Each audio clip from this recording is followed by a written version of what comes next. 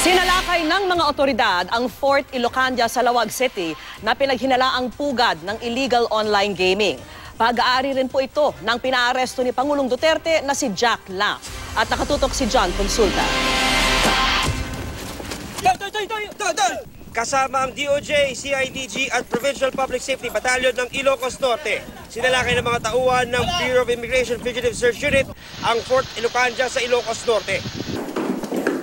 Armado ng search warrant, pinasok ng mga otoridad ang mga gusali at villa sa compound ng target area. Ang Fort Ilocandia, tulad ng Fontana Leisure Park and Casino sa Clark, Pampanga, ay pag-aari rin ng big-time gambling operator na si Jack Lam.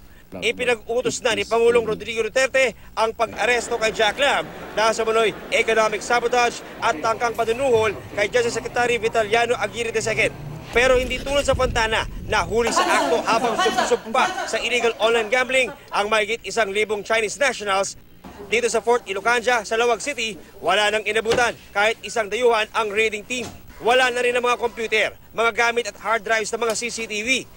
May na-recover pa rin ng mga SIM card. Sangkaterbang LAN wires na ginagamit sa internet connection at mga laptop. Kahit walang inabutan na dayuhan, isa sa ilalim pa rin ng mga investigador sa pagsusuri ang mga na-recover na gadgets para suriin ang mga aktibidad sa loob ng Fort Ilocandia.